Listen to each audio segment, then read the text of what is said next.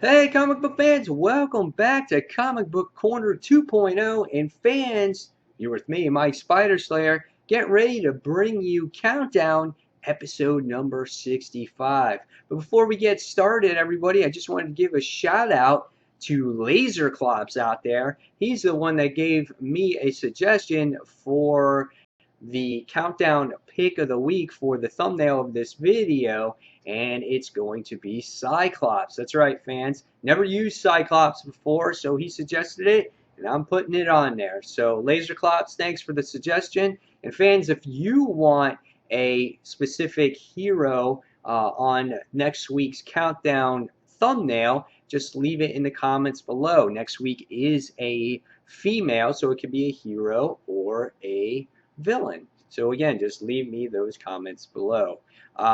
This week, guys, we have a total of 14 comics altogether to talk about.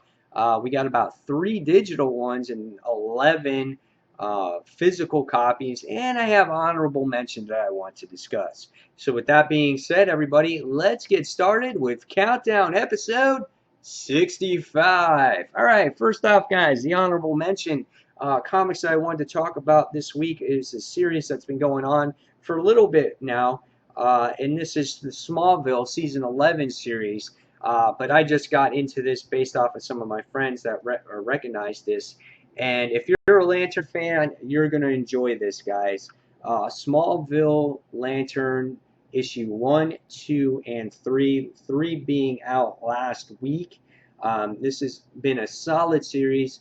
If you're a fan of Lantern or Green Lantern, this is so much better written than what's going on in the actual real books, I think, in my opinion, right now. You got Superman here who wields a Green Lantern ring in the series.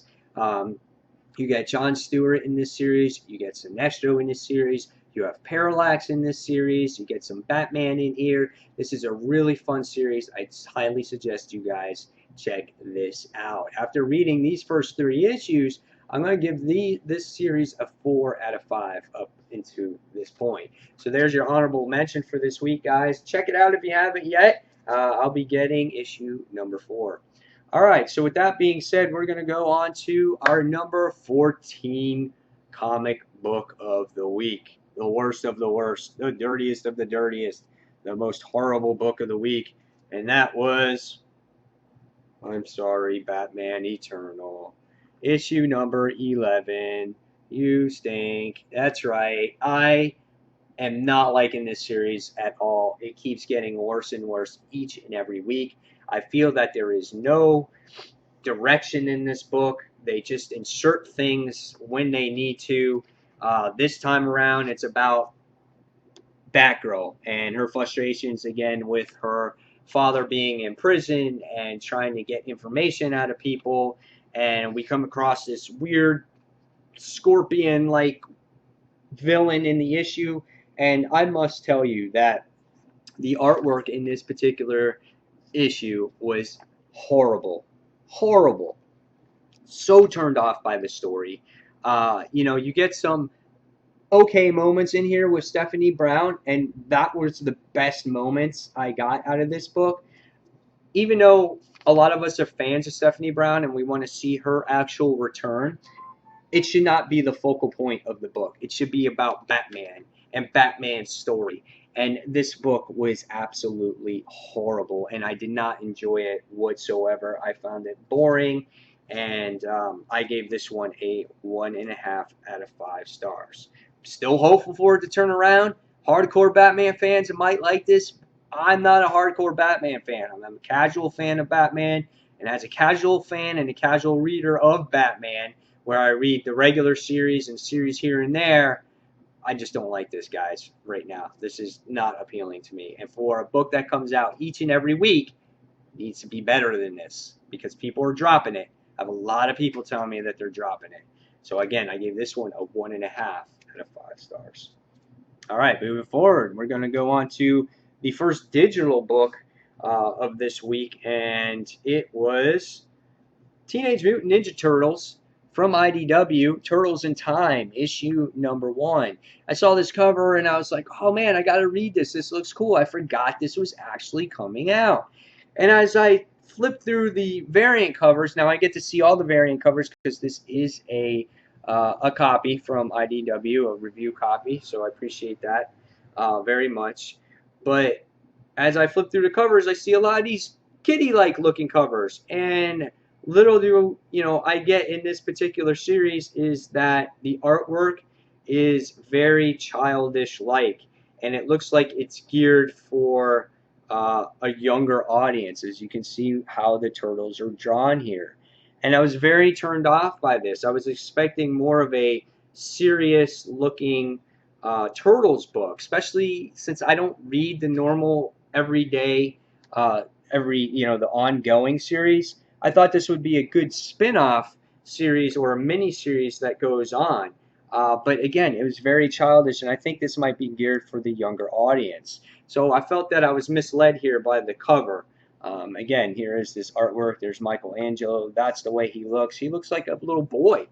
The only page in here that really did any justice that resembled the characters at all was this panel right here. So by the time I got done reading this, I was very disappointed. The plot line was very weak. The turtles were somehow training, and they wound up in this dinosaur era, and they find these Krang creatures, and they were doing battle against them, and that's pretty much about it. So needless to say, I'm not going to be reading issue number 2. I find this for the younger audience, and the younger audience books are okay. I have nothing against them, but I wasn't expecting this this time around. So hopefully, the next one will be better. So for other readers. So with that being said, I gave that a 2 out of 5 stars. So moving forward, we're going to go on to number 12 this week, and number 12 was Supergirl issue number 32. Now, the cover is pretty cool. The artwork in the series is pretty solid. I enjoyed it tremendously. Kara is a nice-looking character to look at in the series. And now, progressing further, Guy Gardner, I guess, got rid of her from the Red Lantern Corps, being nicely. So she's kind of on her own. She's heading back to Earth, and she comes across these creatures. They're supposedly Kryptonian or whatnot, and they're otherwise known as the World Killer. He's known as the World Killer. And we see Kara doing all this battle against all these creatures, and we find out by the time this book ends is that this World Killer, this form that it has, this body, disintegrates, and it becomes this right here, and it wants to merge with Kara. Now, I'm not familiar with the other World Killers that happened in the series because she explained that she destroyed 4 others in the past or whatnot, and we see this kind of ties into the Superman Doom thing because the Earth still has a kryptonite atmosphere that's going on in here. So after reading this, I thought it was okay, but I didn't know exactly what was going on, and I find Kara just still so angry all the time. And I get that she's a Red Lantern right now, but she was so angry before. And I feel that's kind of a turnoff, kind of like Batman Eternal, how Batgirl is so angry. Like, I understand you have a relative that's in jail, but you shouldn't be so that far out of character. But this was an okay read. It was average. It was entertaining, had lots of action, good art, and I gave this one a 3 out of 5. So this is Supergirl, issue number 32. All right, so going on, we're going to go on to our top 10, or I'm sorry, our number 11 book of the week. And number 11 was Batman and Ra's al Ghul. Cool variant cover here. You got the bombshell cover. Rejuvenating Cream. You Feel Reborn. And this issue has to do with Batman recovering Damian's body from Ra's. That's basically what happens in this particular issue. Now, I have not read this series in a while, so I don't know exactly what's going on here. But however, I did know that obviously Damian died. I had that series. I read it at that point, and Batman was going crazy. Now he's trying to find his body, and Ra's in this particular issue doesn't want to give the body up to Batman. He wants to build his legacy all over again. and we get to see that in this issue. Peter J. Tomasi writes this book. The artwork is done really well here, I thought. It's done by, I'm trying to remember the gentleman's name, Patrick Gleason. I thought he did a nice job at drawing Batman in the shadows and being stealthy, kind of like how Batman, I guess, traditionally is. Nice job in drawing Frankenstein here. So great artwork there. And there was really good battle scenes here between Ra's and Batman. I thought this was like the best part of the actual issue. Their dialogue moments, the paneling. I thought that was really fun when you're reading it. And then when I got to the end, to the very end of this, the last page when the battle was very climactic, it got interrupted by this, and I was kind of turned off by this ending.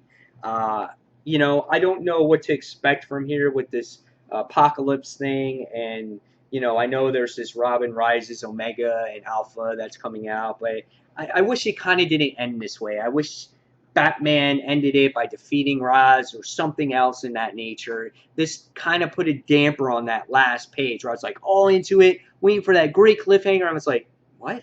You know, so that's what ruined the ending for me. So by the time I got done and thought about it, I gave this one a 3 out of 5 stars. All right, so moving forward now, we go on to our top 10 of the week, and our number 10 book was Original Sin, Avengers issue number 31. Now I can see if you did not read the beginning issues of the all-new Avengers or whatever, the Illuminati or whatever you want to call it, and you find out that Captain America was wearing this Infinity Gauntlet, all the gems broke except the time gem. You find out that what's going on is that the time gem now is pushing all these characters, all our Avenger heroes, all into the future. So that's Thor, Hyperion, Iron Man, Hawkeye, Black Widow, and Starbrand. There I go into the future. And, you know, you get to witness people die in here, like Hawkeye, because they don't survive certain parts of the temporal time space or whatever it's called. And the book, really the bulk of the issue takes place 422 years into the future. And this is otherwise known, I think, as World Ultron or Planet Ultron. It's supposed to take place of Earth. And I thought it was very interesting, this issue. You know, you find Captain America comes across his future self. Black Widow comes across her future self. And we find out that the Captain America in this world is Ultron or whatever, is working for Ultron. And Thor just, you know, follows the lead of whoever is in control at the particular time. Nice artwork here. I love the way Thor is drawn, very rough, kind of the way he should be, I guess, because he's Asgardian, barbaric-like character. Love the moments here when Captain America is on this dissection chair, and you know, he's being dissected or something's being implanted in him through the future Captain America to bring further into the future. So I thought this issue was really well done. I thought it was really well written. You know, again, I found yourself, there was a lot of dialogue here that you could get bored with, but it was a nice story presented here. And by the time you get to the end of the issue, you see they go further into the future, and not much further, I mean, not a little bit into the future. They go 5,045 years into the future. And you get to see like this big, huge Captain America robot. Like Earth is all weird now. It's like, it looks like a whole bunch of Boba Fett ships flying around there. So good stuff. I liked it. I enjoyed it. I'm giving it a 3.5 out of 5 stars. I can feel where you might be lost or might not be interested. Hickman has that certain style of writing there, but it was an entertaining issue. So moving forward, we're going to go on to our number 9 book of the week, and number 9 goes to Harley Quinn, issue number 7. This was kind of the make or break book for me for Harley Quinn. I stopped it during the Russian guy on the scooter type of story arc. I found it very quirky, wasn't funny, wasn't entertaining at all. This issue kind of is fillerish, but it kind of concludes what's been going on with Harley and why all these people are going after her. And I thought that was very interesting, and I thought this book was hilarious at times as well. The focal point was around Poison Ivy and Harley Quinn in this issue, which was nice to see.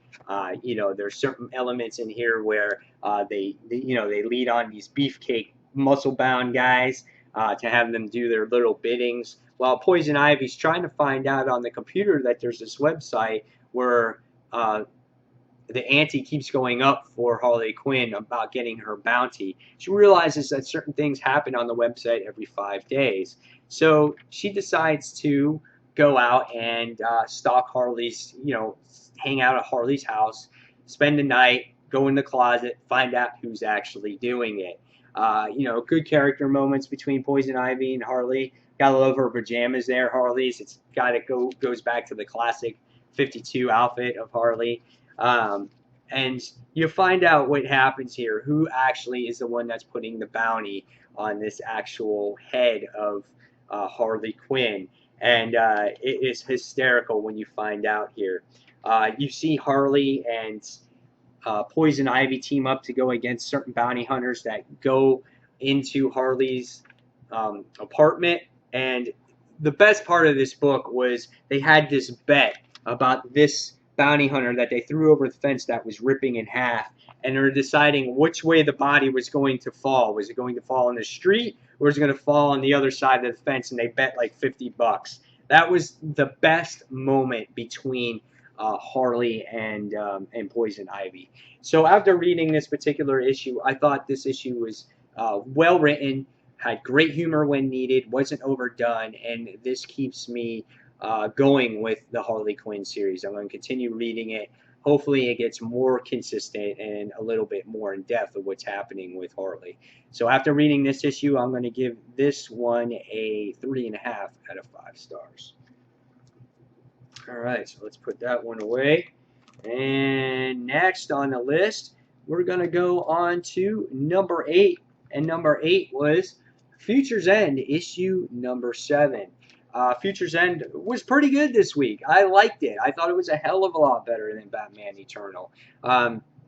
People could argue with me here, but I like the cover with Terry McGinnis pushing the shopping cart of plastique around, and it says, "Who's afraid of the?" I don't know, whatever it is, but that's obviously Batman Beyond, obviously that you see here.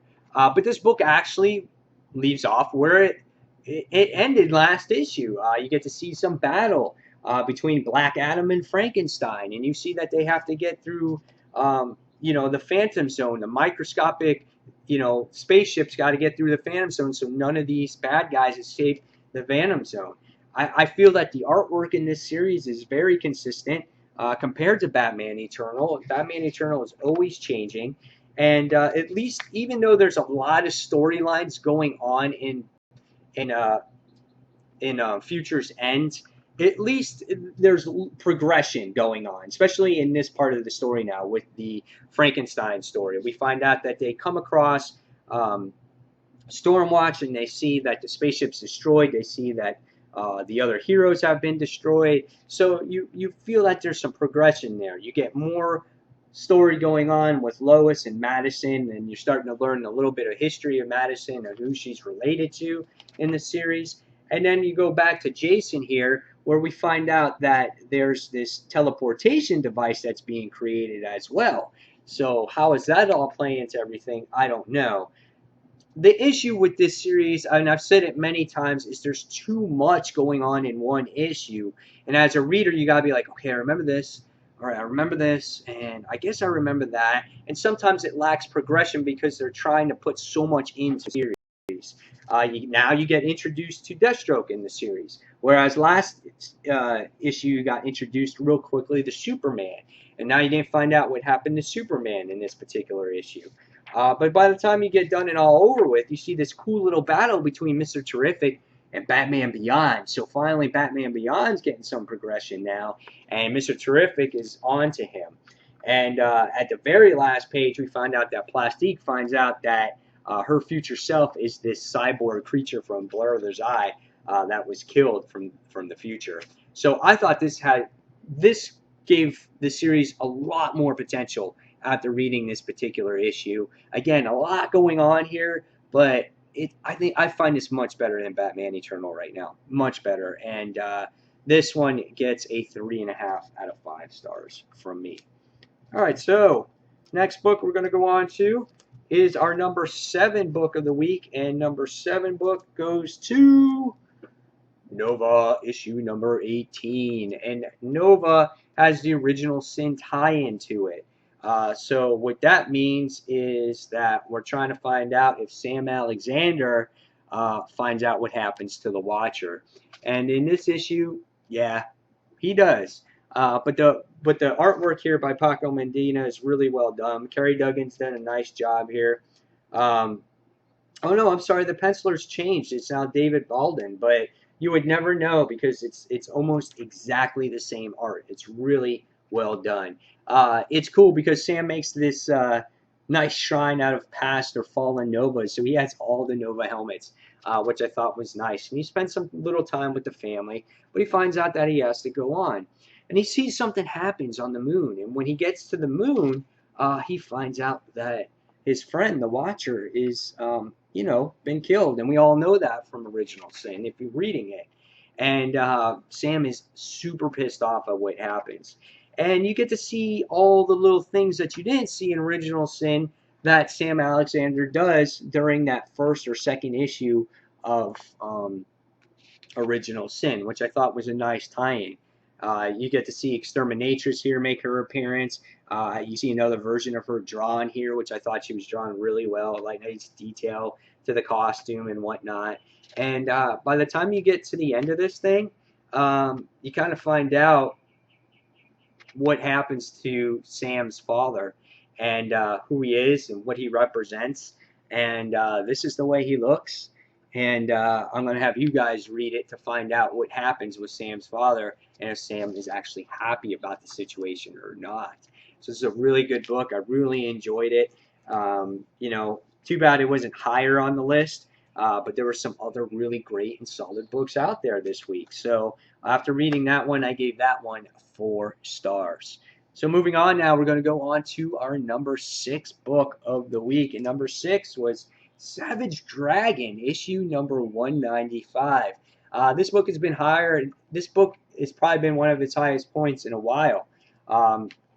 In this particular issue, I thought it was fun. This was a fun read of Savage Dragon.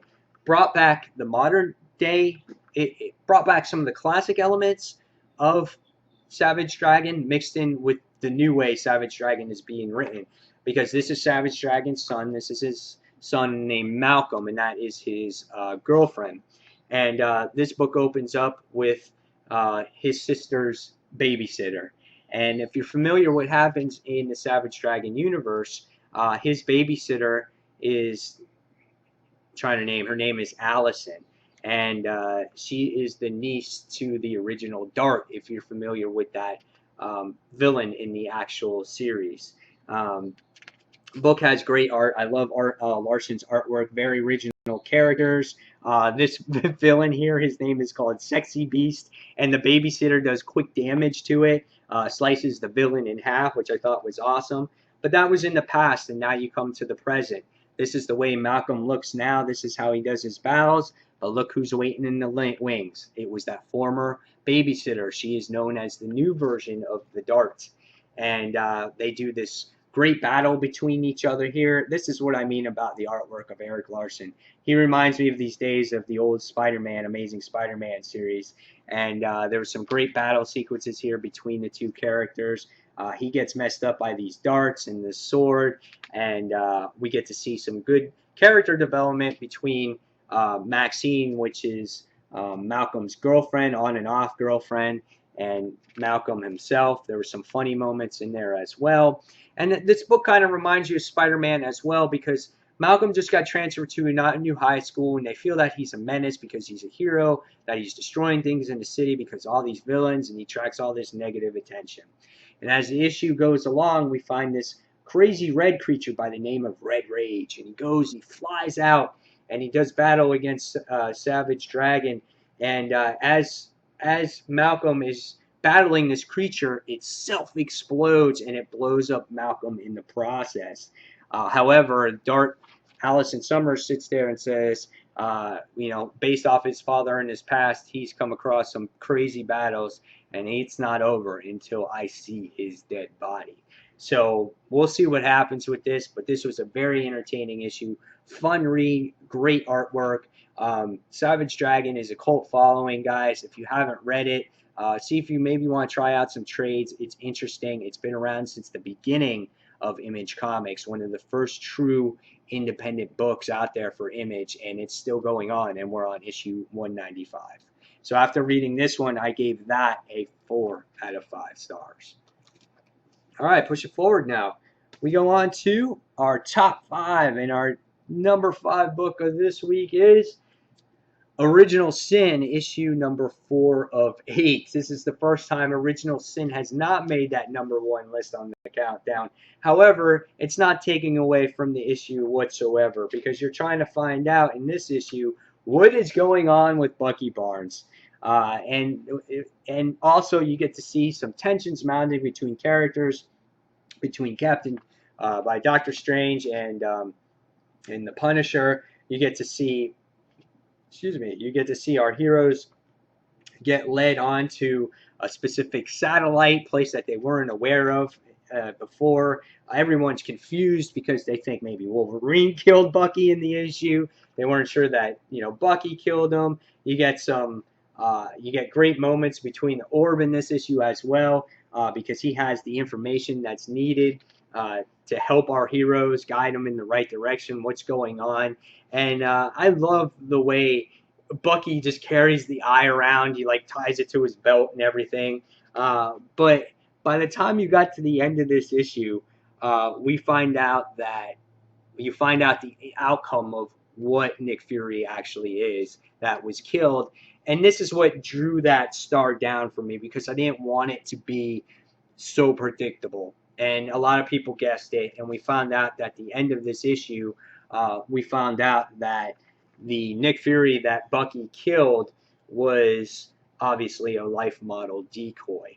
But the one thing you didn't expect in this issue, now it's a huge spoiler, so fast forward this about 25 seconds if you want, Nick Fury is still alive, but he's not alive the way we know him. He's alive as an old fart now. And it tells me that he's had this Infinity Serum that's been being injected in him, and he hasn't had it for quite some time. So now he's aging, and he's been using these life model decoys to pose as his younger self. Interesting stuff. I like this issue. There wasn't much story progression. There was a lot of he said, she said type of thing in this issue. Try to find out where we're going to. We're going to find out who's behind this whole thing. We still didn't get any of that, but you find out the outcome that, Nick Fury's not dead. So after reading this one, I gave this one a 4 out of 5 stars. All right, so going on. We're coming close to the end now. We're getting up to our number 4 book of the week, and that was number 5. And let me just bring it up here real quick. Our number 4 book is this book right here, everybody. Let me get to the right page. Henchman Inc. Issue number 1. This is done by Monkey Brain. This is digitally only, so if you want to get this, it is on Comixology. It is for 99 cents. You can get this book. Maybe not as long as your traditional comics, but it is a good story. What was so good about this book? It was the simplicity of it. It wasn't a real in-depth story, but somehow there was something there that really captured you. This book is written by Tim Simmons, and the art and the final colors are done by Jim McMunn, and the letters are done, and the flats and colors are done by Brant Fowler, which I know personally, and the cover art is done by Garrett Warren. I thought this was a very entertaining read. It opens up with this mysterious caped crusader, and the dialogue in this particular issue is really great because it just says, it goes back to the main person in this book by the name of Michael Finch, who says that your father was a loser, and your father said that, one of these caped crusaders are going to punch you in the face one day. And just as you're thinking as maybe this dialogue is coming from the hero, no, it's coming from the bad guy. And we find that our main character is in and out of jail. Um, and we find out that he's trying to go straight because his girlfriend is pregnant, and he has to try to find a job, and it's very hard to find a job. He goes through like burger places, mechanic places, things like that. He doesn't know how to write a resume correctly. You can see what he does. He's worked in Burger Town for a few weeks. He's a problem solver. He does do that lock picking. So it was really interesting book, and the job that he gets uh, at the end of the issue is called Henchmen Inc. So if you can kind of figure out what henchman means, you might have an idea of what his profession actually is. Again, this book was really well written. I thought the layout was really good here. It had a nice flow to it. Um, it was just an entertaining read, and the simplicity of it made it that much more entertaining. And by the time I got to the end of the book, I loved it. So, guys, give this one a try. I think you might like this. It's 99 cents on Comixology. By the time I got done reading it, I gave it a 4 out of 5 stars. All right. So now we go on to our top three, and our number 3 book of the week goes to Daredevil, issue number 4. This is a conclusion to this particular story arc that had to do with the Shroud and Mr. Owlsley, which is the owl. Um, this issue was fun in many ways, as well as suspenseful. In the last issue, you got to see Matt Murdock actually being dumped into this pit, and the Shroud kind of saves him, but takes Owl for hostage because he's trying to get his loved one back. And in between all of this, Matt Murdock is telling this story. He's talking to Kirsten McDuffie about it while having this dinner. And I thought it was really good on how they showed these flashbacks back and forth on what was going on. And in between the particular story, being that Matt Murdock has exposed himself and all of the world knows who he is, including where he lives in Los Angeles or San Francisco, he takes a selfie with these kids, and obviously they put it on Twitter or Instagram or whatever it is. And I thought it was a really great character moment there. I thought it was awesome. And then it gets back to the serious part where the Shroud takes on Owlsley, and he winds up discovering this new technology. And it looks like the owl gets captured in the issue, but he's got this crazy new superpower because he looks all freaky in the end. And you find out that the Shroud winds up being all sorry for himself. Here's that new power that Owl has.